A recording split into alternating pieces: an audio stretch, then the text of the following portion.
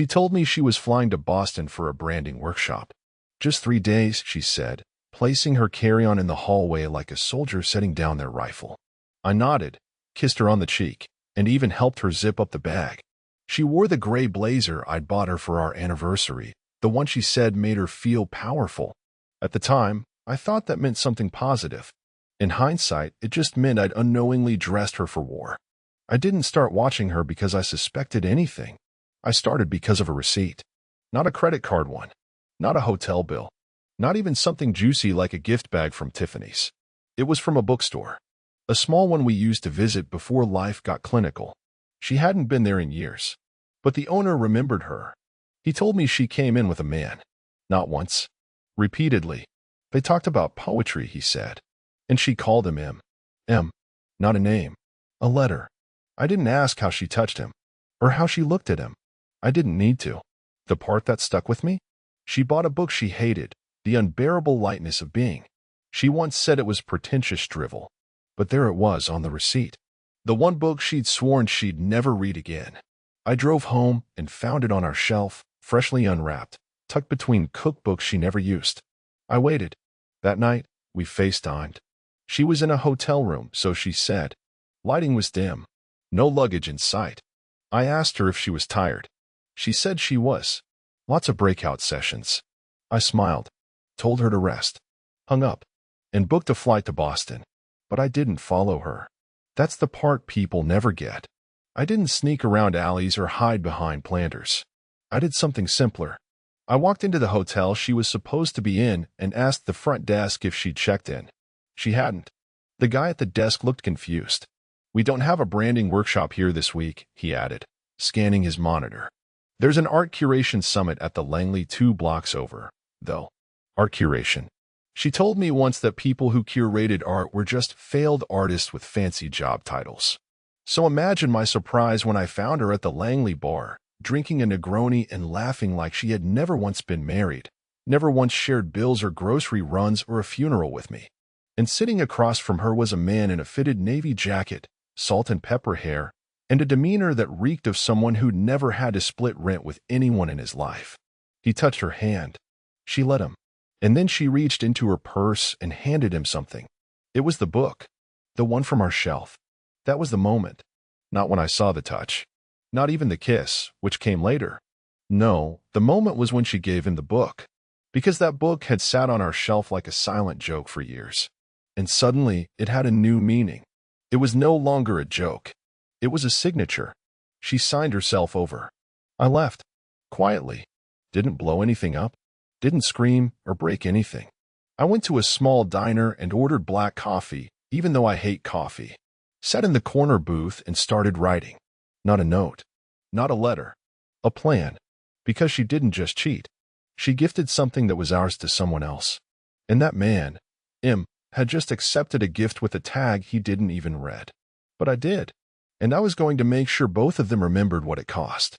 The first thing I did when I got home wasn't delete the footage. Because there wasn't any. That's what made it perfect. Everyone expects a jealous husband to collect evidence, videos, texts, lipstick-stained shirts. But that's noisy. And noise makes people dig. I didn't need evidence. I needed memory. Her memory. I needed her to feel unsafe not because she knew I knew, but because she didn't know what I knew. Or how much. So I played the role. Husband as usual. I picked her up from the airport with coffee in the cup holder and a half-joking jab about how Boston traffic turns people into sociopaths. She laughed like she had a secret she'd die clutching. Her lips brushed my cheek, and I made sure my smile reached all the way to my eyes. She smelled like bergamot and airport soap. Not his cologne she'd showered.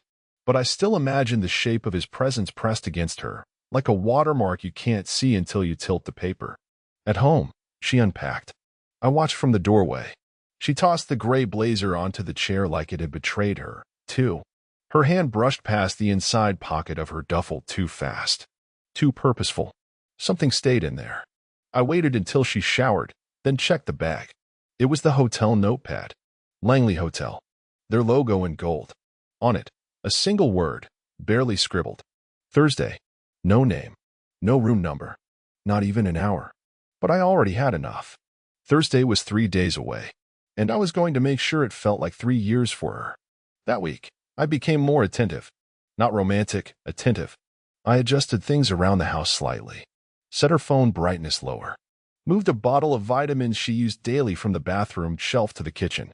I bought new wine glasses and replaced the old ones, except for one, the one she always used. I left that slightly chipped. See, it's not about screaming, I know. It's about making them wonder if they're losing their grip. And she did. By Wednesday, she was jumpy. Forgot where she parked her car at the grocery store. Snapped at me for leaving the toaster plugged in. She didn't sleep well. I heard her pacing. Her breathing changed when she thought I was asleep. Shallow, fast. Thursday came. I pretended to oversleep. Let her leave without questions. She hesitated at the door like she wanted me to stop her. I didn't. But I didn't follow her either. Instead, I made a call. Not to her job, no. That's a trap amateurs fall into. I called Gavin, her coworker. The one who always liked to overshare at parties. Told me once about a time they lost an entire shipment of promotional material because someone put the wrong address on a manifest. Drunk Gavin was a goldmine. I told him I was planning a surprise dinner. Asked if anyone else was going to the client meeting she mentioned. He paused. What client meeting? Boom. From there, I knew two things. 1. She had no alibi. 2. She was lying so sloppily, I didn't even have to dig anymore. She was handing me the shovel. I waited until evening, then drove. Not to the Langley. To the bookstore. The owner, Caleb, recognized me. She hasn't been in this week, he said, checking the register logs like I was the IRS. I didn't care about her this time. I asked him about the man. He frowned. He hasn't either. Not since last Thursday. That was new. She was still seeing him, but not there. So where? Caleb added, they used to come in separately. Then together. Then she stopped showing up. He kept coming for a while. Alone. That sat wrong. If the affair was still happening, why'd he keep coming? Unless he thought the place still meant something to her. Which meant he didn't know she was done with it. Or maybe she wasn't done, but he was. Now I had something. Not evidence. Pattern. I drove back, parked 3 blocks from home, walked in like I'd just been running errands. She was already there. Face glowing from wine. Lying on the couch with her laptop. I walked past her into the bedroom, opened the drawer where we kept the old postcards. And there it was. A postcard from the Langley gift shop. Blank. No message. No stamp. Just tossed carelessly in the drawer. Except she'd never been careless. Ever. So I waited again. Let her pour her wine. Let her talk about her client, Mason, now, apparently, and how he might want to scale back. I nodded. Oh, I said. Scaling back is wise. You don't want people biting off more than they can handle. She raised an eyebrow. What does that mean? I smiled. Just thinking about this guy I met earlier today. Said something about loyalty being a two-way street. Her fingers froze on the rim of her glass. Just for a second. Then she laughed. Too loud. Too fast. You're in a weird mood tonight. Maybe I'm just tired. But I wasn't. I was sharpening. Because now I knew he wasn't in control of her. And she wasn't in control of him. But I was about to be in control of them both. Friday morning, she was already dressed when I woke up. Full makeup. Hair curled. The kind of outfit she used to save for anniversaries or job interviews, now apparently repurposed for vague strategy breakfasts. No coffee brewing. No toast crumbs. No kiss goodbye. Just the scent of some unfamiliar floral perfume still hanging in the hallway like a warning. I let her go. Didn't ask where. Didn't need to. Because I already knew where she wasn't going. Her job. Gavin confirmed it the night before. There was no breakfast meeting. No strategy, anything. I waited 15 minutes after she pulled out, then texted her. Simple. Did you take the black umbrella? Looks like rain. The goal wasn't to get an answer. The goal was to plant a pin. Now she'd have to acknowledge where she was, or lie again. She replied 10 minutes later. Didn't need it. Meeting's indoors. Love you. Meeting. Indoors. But not rainy. Interesting. I didn't reply. Instead, I drove out to the Langley again. Not to see her, but to see if she was there. I parked across the street in front of the dry cleaner, walked in like I was picking something up. The woman at the counter smiled. I told her I'd left a ticket at home. She asked for my last name, and I gave her hers. Just to see. She typed it in, looked puzzled. We had a tailor suit picked up yesterday by a man. No other orders. Sounds right, I said. Then I stepped out, crossed the street, and walked into the Langley lobby like I belonged there. And there it was. The scent. Not her perfume hiss. The one I smelled faintly on the jacket she hadn't worn in months. A rich, spiced cologne. Subtle, but stubborn. It lingered around the elevators like a bad decision. I didn't go up. That would have been sloppy. Instead, I walked to the bar. Ordered tea. Sat at the far end, facing the entrance. And waited. At 9:42 a.m., she walked in. Alone. No suitcase. No laptop bag. Just her phone, which she tapped nervously. Her eyes scanned the lobby, not like she was afraid of being caught, but like she expected someone to show up. 2 minutes later, he arrived. Not M. I had his name now. Victor. I only knew because she said it once in her sleep. Weeks ago. Back then, I pretended not to hear. Now, I was collecting the pieces. Victor wore the kind of confidence that came from money, not character. Designer watch, subtle but expensive shoes, coat tailored within an inch of its life. His face was lean and ageless, like a man who knew people looked at him before they looked at the art on the walls. She didn't smile when she saw him. Not really. It was more restrained. Like something had changed. They didn't hug. They didn't kiss. Instead, she handed him a small folder. He didn't even open it. Just looked at her like he was expecting more. Or less. Hard to tell. She gestured with her hand, low, flat. Calming. He turned to go. She stayed behind. And for the first time since this whole charade began, she looked worried. When she left the hotel 10 minutes later, she was texting someone. Fast. Thumb flicking like a code breaker. She didn't see me. I didn't let her. That night, she made steak. Rare. My favorite. She poured red wine. Lit candles. She talked about how things were going to shift at work. Restructuring, she said. People being moved around. I asked her if she felt secure. She paused. Of course. Why? No reason, I said. I just heard layoffs were coming. People being removed. Quietly. Her fork clinked against the plate. She smiled, but her eyes didn't. Well, if they are, I guess I'll survive. I sipped my wine. Sure you will. Survivors always do. And then I dropped it. The line. The first real fracture. By the way, I said, not looking up, who's Victor? The room held its breath. She blinked. Not fast. Not slow. Just enough for me to measure her panic per second. Who? I finally looked up. I said Victor.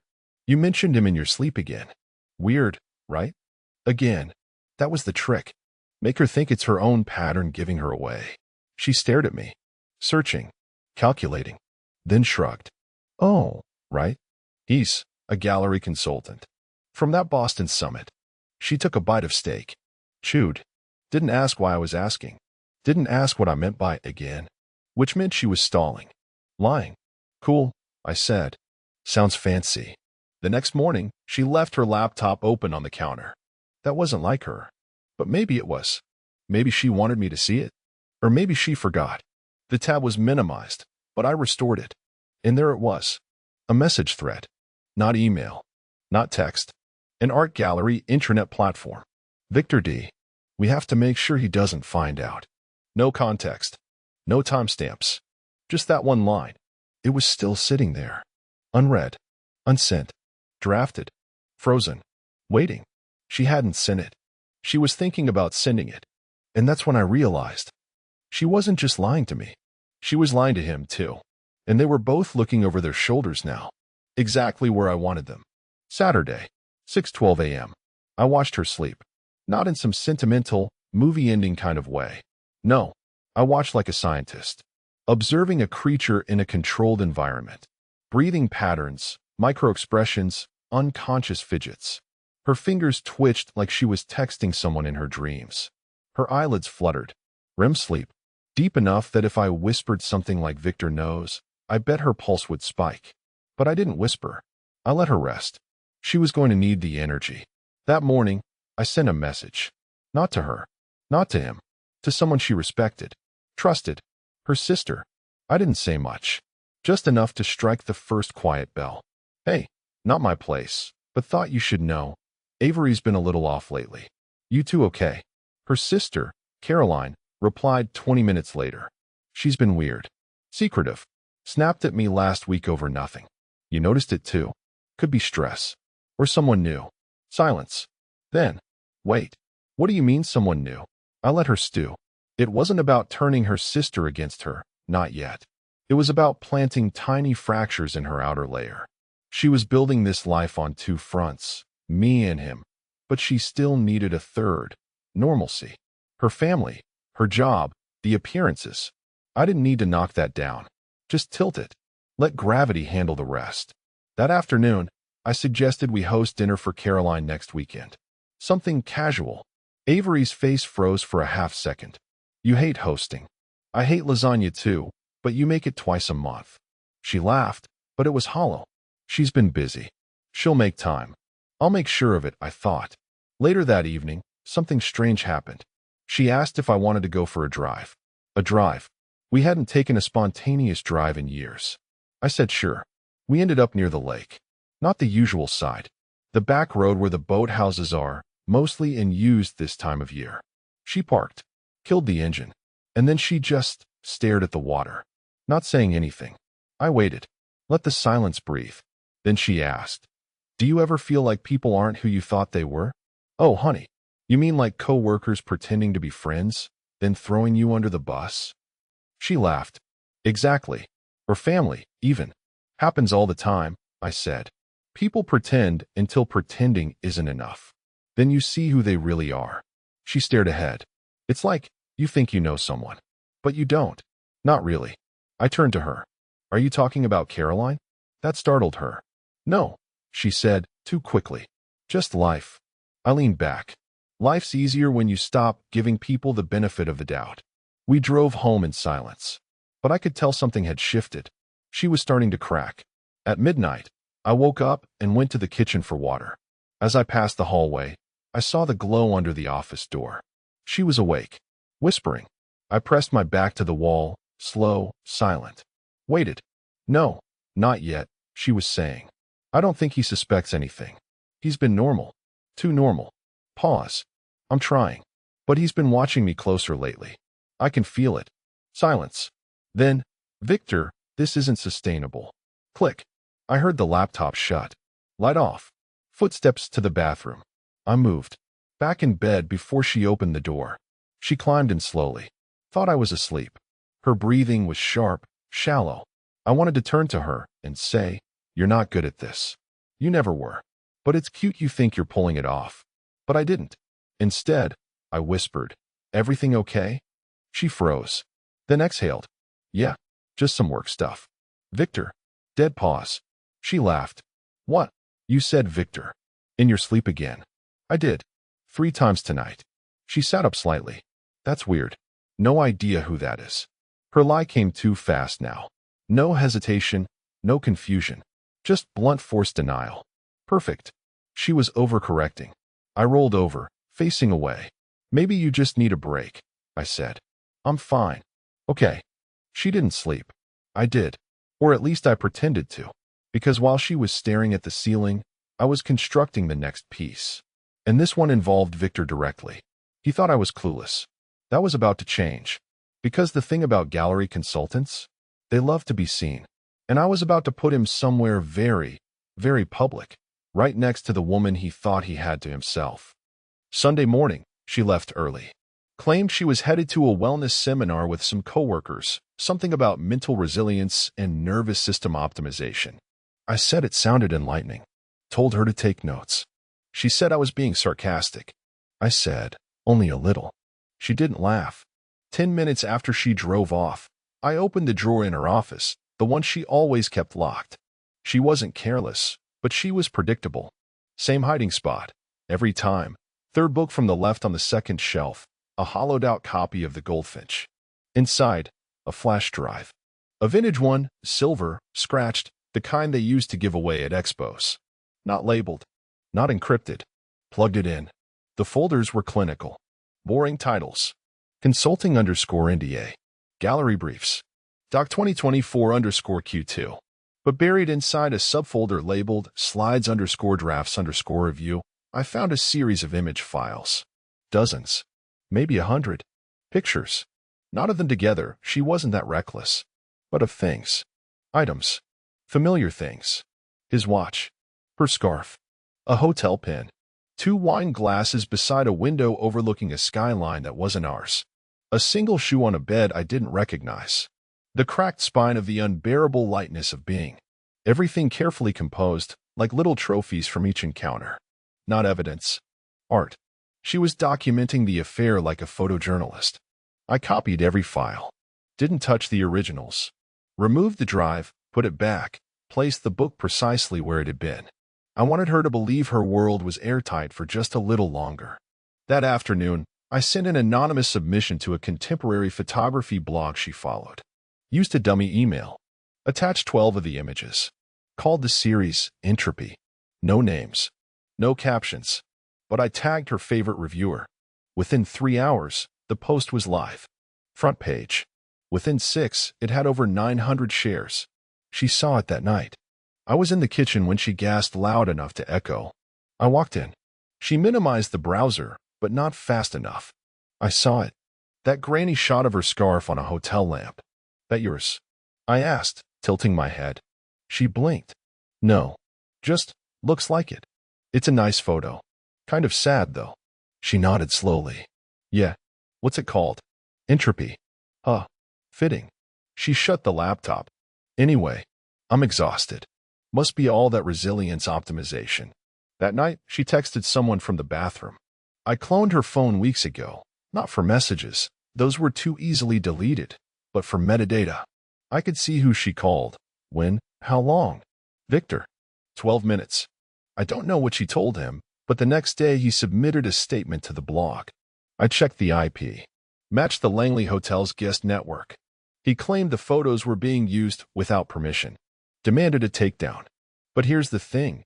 No one had claimed ownership. And the blog didn't budge. Now they were both exposed, yet neither could publicly scream, "That's me," without implicating themselves. Avery was frantic. Deleted her Instagram. Turned off her LinkedIn profile. Told me someone had been targeting her professionally. I said, "That sounds serious. Should we call someone?" She shook her head. "No. It's under control." "But is it really?" I asked, studying her. "Because you don't look in control." She didn't answer. That night, I texted Victor from another burner account. Sent him just one sentence. "It's fascinating how art imitates guilt." Then blocked the number.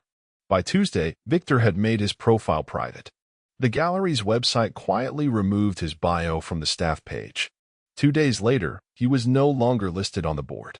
Avery didn't mention it, but she started locking the office door again and double-checking the windows and waking up before I did. The cracks were no longer just emotional, they were logistical. The woman who had once planned her outfits a week in advance now forgot which day it was. And the man who once swept her into a secret affair was now hiding under the weight of images he couldn't explain. And me? I made pasta that night. Served it with the wine she used to drink at the gallery openings we attended before he existed. She didn't touch hers. I did. And I toasted nothing in particular. Just entropy. Thursday. 2 weeks since I'd first seen them together. 11 days since I planted the photos. 6 since her sister called me, nervous, saying Avery had suddenly canceled their brunch plans with no explanation and hadn't returned her texts. "She's withdrawing," Caroline said. "Is she okay?" I told her I didn't know. Let the silence sit just long enough for it to ferment into worry. "I'll try to come by," she offered. Good idea. I'd already set the table. Not for brunch. For pressure. Because here's the thing about Avery, she didn't crack under conflict. She cracked under exposure. She could lie all day to your face, but the second a third party showed up with questions she couldn't control, that's when she lost her grip. I made sure Caroline brought her toddler, too. Messy. Loud. Unpredictable. The exact emotional climate I wanted in the room. Avery tried to cancel again that morning. "Not feeling well," she said. "Maybe we can reschedule?" Too late. They were already on the way. Caroline arrived carrying a pie and a storm of questions. Avery played hostess like her life depended on it. Because it did. Small talk. Could talk. Laughs that sounded like they came from a script she hadn't rehearsed in years. I just sat back and watched. Sipped my coffee. Ate my eggs. Then Caroline dropped it. Casual. Sharp.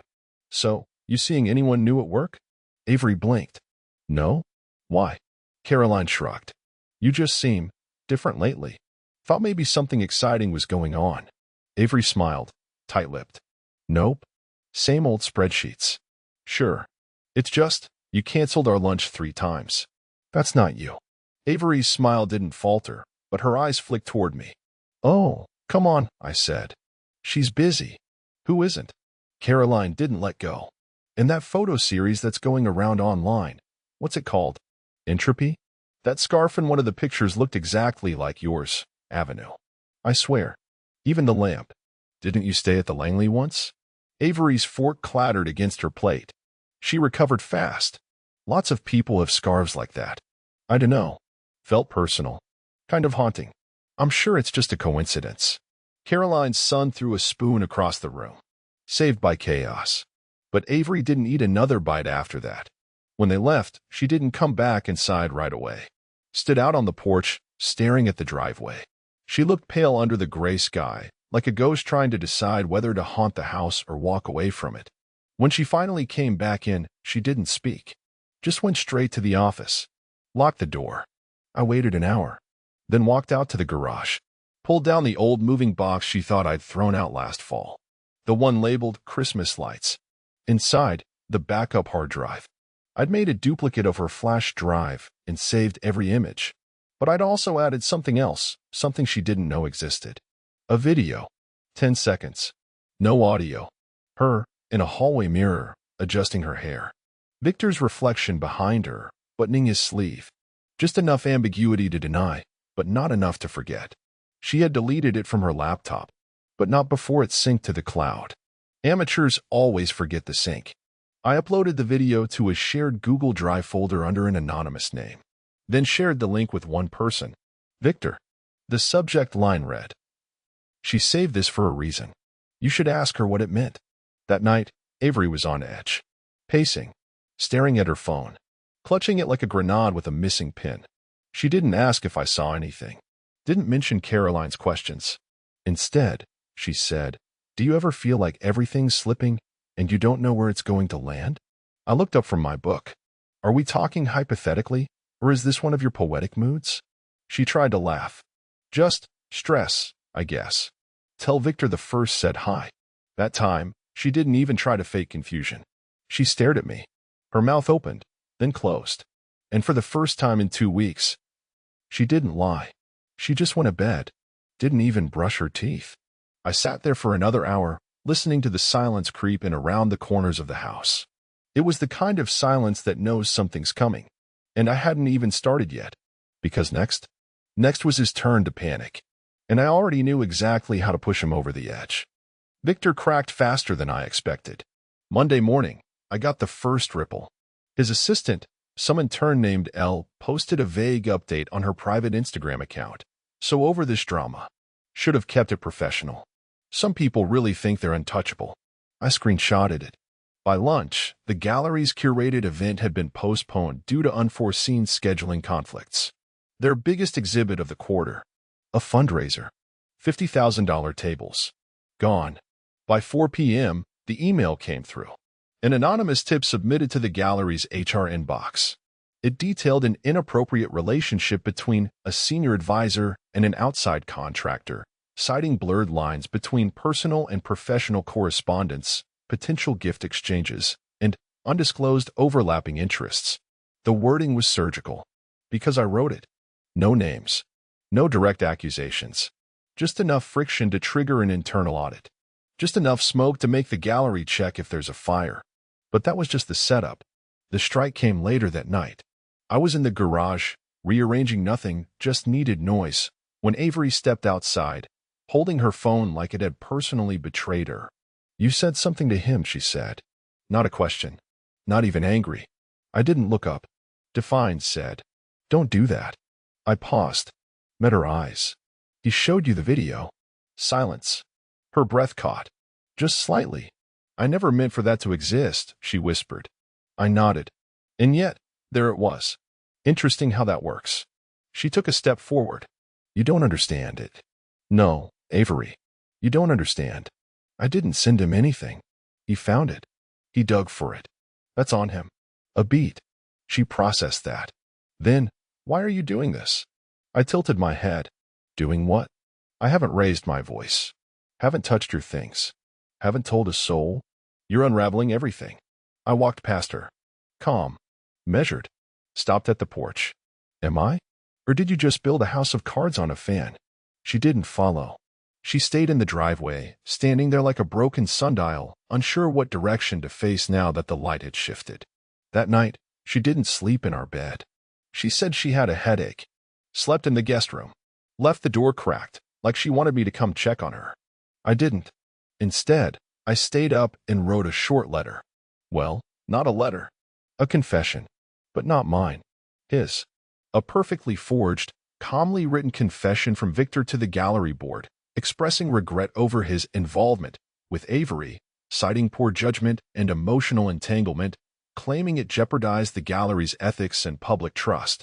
I'd studied his sentence patterns, his email syntax, his habit of using double spaces after periods like some kind of relic. I knew exactly how he wrote. I saved the draft. Didn't send it. Not yet. Next, I called an old friend, Marcus. Ex-attorney turned ethics consultant for nonprofits. The kind of guy who owed me a favor. Got a hypothetical, I said. He groaned. This better not be about crypto again. It's about optics, I replied. What happens if a donor finds out a gallery advisor is sleeping with someone who's bidding on exhibits? Pause. Then laughter. What happens? Lawsuits. Funders pull out. The press eats it alive. You get headlines like corruption in the gallery scene. It's the stuff PR nightmares are made of. And if there's photographic suggestion? Oh, they're screwed. Doesn't even need to be explicit. Just suggestive? That's enough. Interesting, I said. He paused. Wait, this isn't about your wife's gallery thing, is it? No, I said. Totally hypothetical. I hung up, saved the call, then drafted another email. This one for a local columnist who loved scandals, especially ones involving money, reputation, and pretentious people with wine budgets larger than their moral compasses. I didn't send that either, because the trick wasn't the story. It was the threat of the story. And by the end of the week, they were both going to feel it pressing on their throats like a closing door. Victor had stepped into a game he didn't understand. Avery had lit a match thinking I was asleep. Now I was feeding it oxygen. And neither of them had any idea how much kindling was left. Not yet. But they would. Soon. By Wednesday, the silence between them was loud enough to hear through walls. Victor stopped calling. She stopped pretending not to notice. The tension was no longer this invisible thing humming in the background. It was alive, pacing the rooms, curling up beside her at night instead of me. I didn't need to say anything anymore. My silence had become a language she was now fluent in. Every glance from me was a question she couldn't answer. Every good morning was a courtroom cross-examination. And yet, she still pretended. She made breakfast. Asked if I wanted to go to that jazz thing on Friday. Jazz. As if we were just easing into a retirement brochure. I said sure. Smiled. She flinched. By noon, I got the confirmation I'd been waiting on for days. The gallery's board had called an emergency closed-door session for Thursday morning. Operational integrity concerns. Marcus had come through. He dropped just enough breadcrumbs in the right ears. Old board donors, minor media contacts, one finance guy with a grudge against Victor from 5 years ago. Avery didn't know yet, but Victor did, because at 2:37 p.m., he called her from a private number. I couldn't hear the call, but I didn't need to. I saw her face when she picked up. No greeting, no soft voice, just stiff posture and widened eyes. She didn't speak much, just listened, then muttered, "I understand," and hung up. She sat at the kitchen table for almost an hour after that, staring at nothing. Didn't touch her tea. The same tea she used to brew every morning with mindless ritual. I watched her through the reflection of the microwave door. When she finally moved, it wasn't to clean up, it was to grab her car keys. She didn't say goodbye. She just left. But I knew where she was going. She had only one move left. A final, Desperate swing to regain control. She showed up at the Langley. I was already parked behind the service entrance. Same unmarked SUV I'd borrowed from a friend in property management. No plates. No attention. Black on black with tinted windows and a fresh dashcam mounted under the rear view. She walked in like someone who thought she could still talk her way out of anything. In control. In heels. 30 minutes later, she came back out. Alone. Face like stone. No heels this time. She carried them in her hand, barefoot, crossing the lobby like she was escaping a crime scene. Victor hadn't forgiven her, and she hadn't expected that. The image of her walking barefoot across that polished hotel lobby stuck with me. Not because of the symbolism. No, that would have been cliché. It stuck with me because Avery never let herself be seen unprepared. She was always composed, always camera ready. And now, she looked unfinished. That night, she didn't speak a word. She poured herself wine, took one sip, dumped the rest. She didn't go to the guest room. She crawled into bed beside me like nothing had happened. And that was my cue. I waited until her breathing evened out, slow and steady. Then I rose, went to my desk drawer, and took out the envelope. Inside, a printout of the forged confession, the gallery's internal schedule leak, 2 photos from her Entropy collection, just enough to cause irreversible doubt, and a handwritten note that read, "If I disappear, this doesn't." I slid it into my briefcase, because I didn't want to ruin her life. Not yet. I wanted her to live inside the ruins of it first, feel every crack as it spread beneath her feet.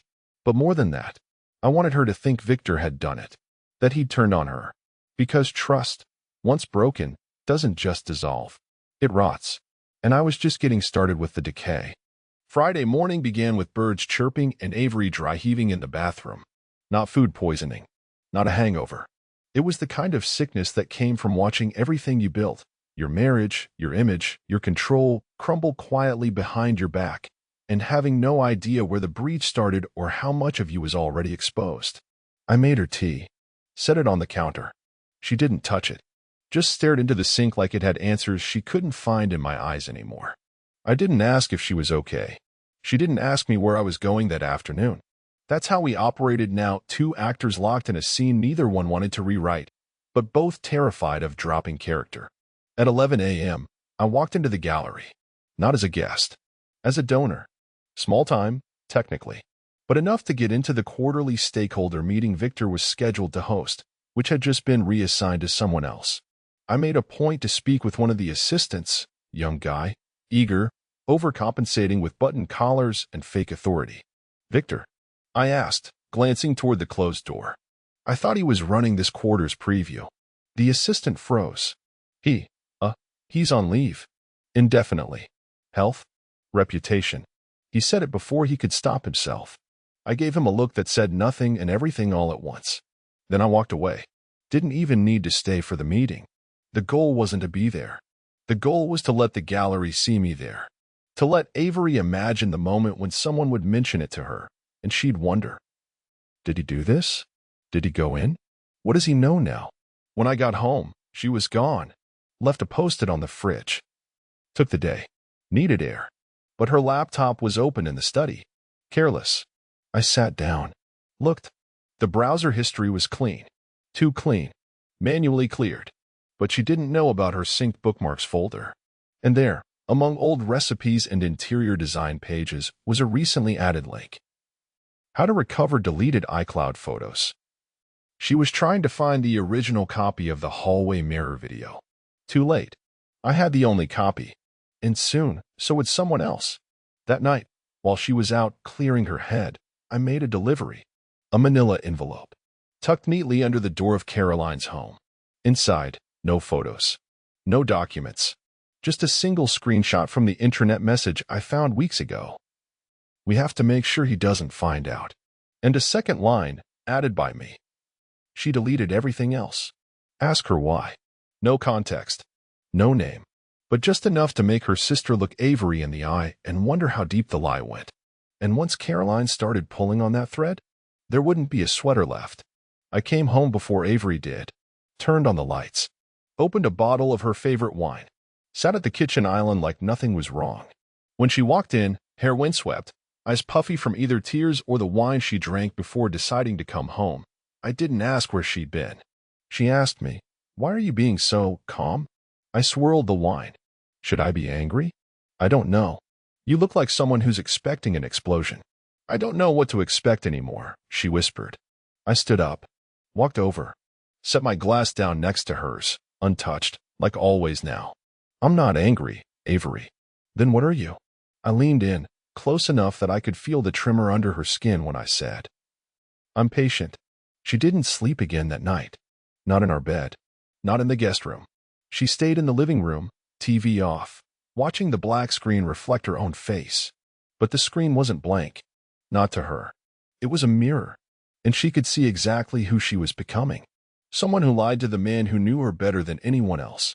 And couldn't figure out what he was going to do next. Which was the whole point. Saturday started with a storm. Not the metaphorical kind. An actual downpour. Violent, irregular, soaking. The kind that rewrites your schedule and flushes plans down the drain. She stared at it from the back porch like it owed her something. Maybe she thought if she waited long enough, it would stop and give her back the version of her life where I didn't know.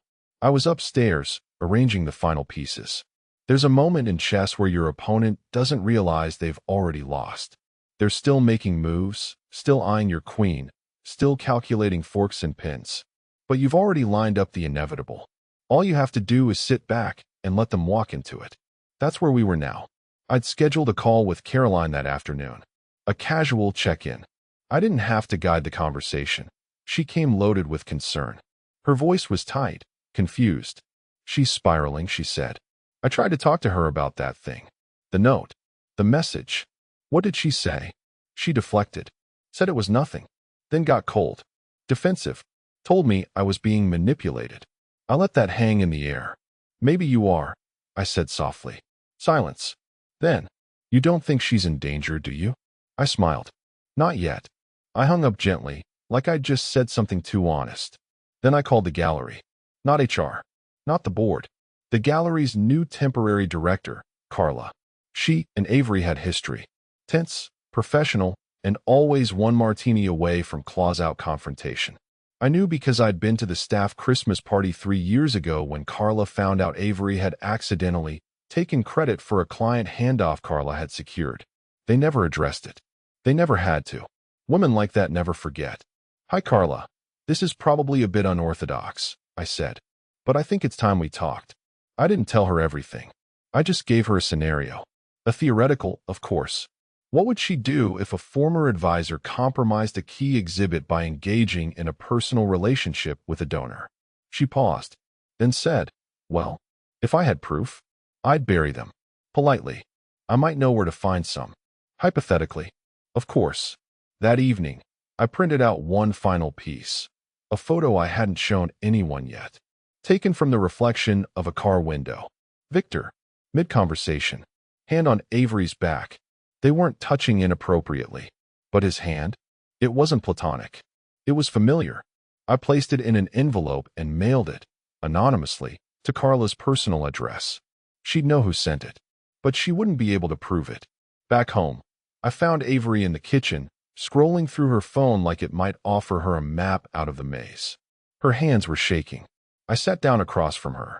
She looked up, dead-eyed. Did you do it? She asked. Do what?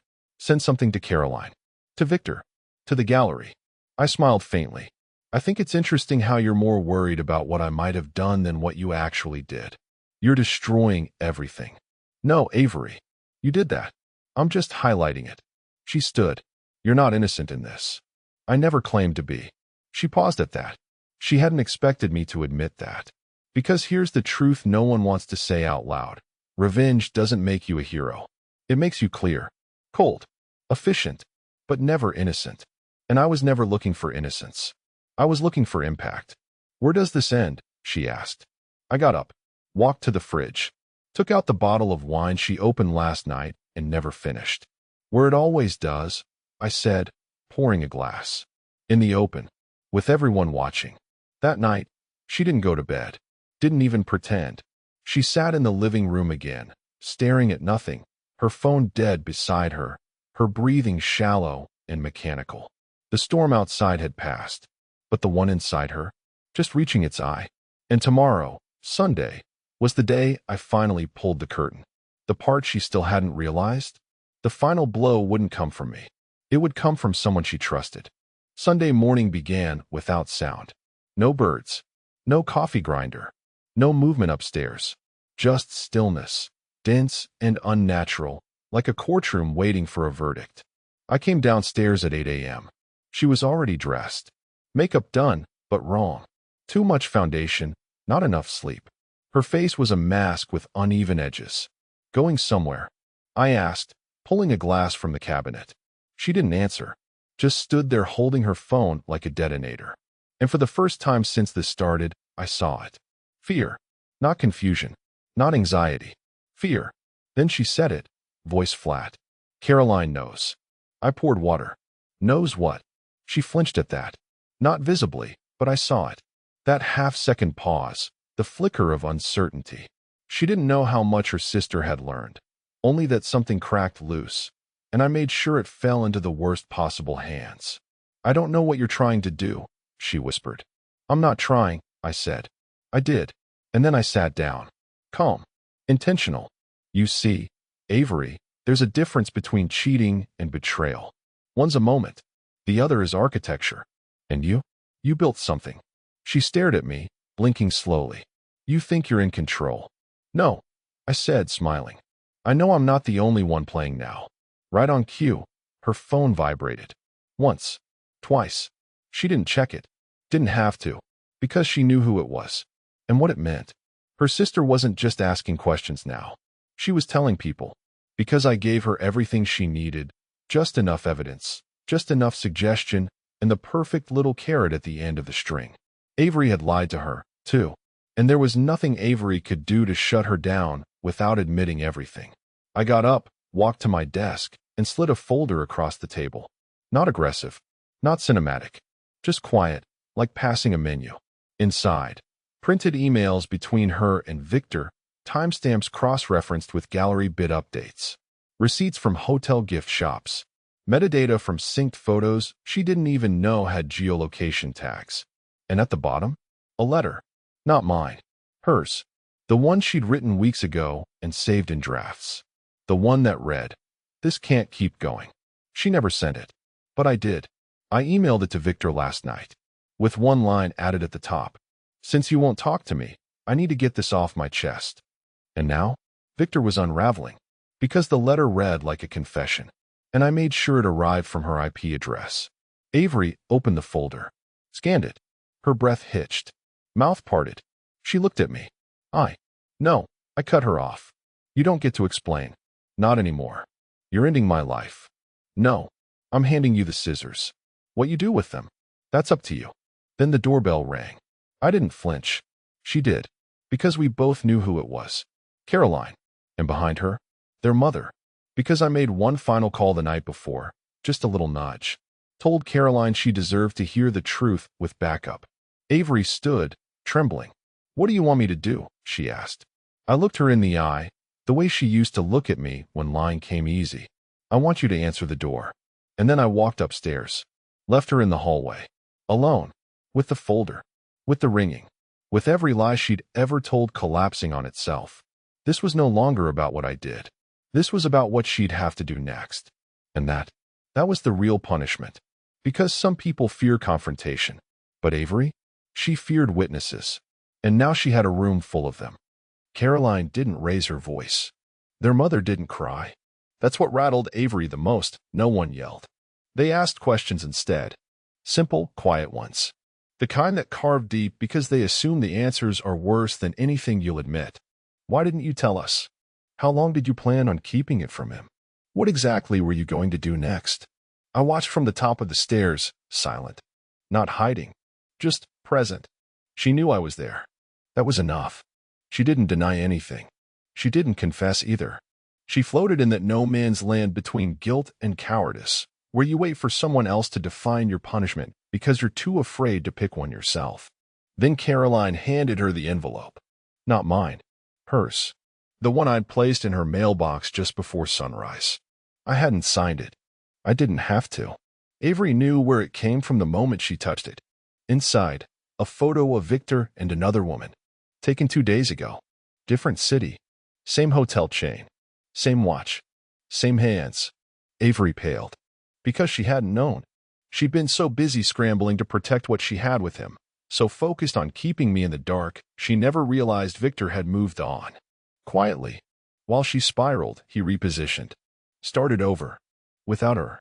Caroline didn't know what the photo meant. Not exactly. But Avery did. I saw it in the way her lips parted. The faint twitch in her left cheek.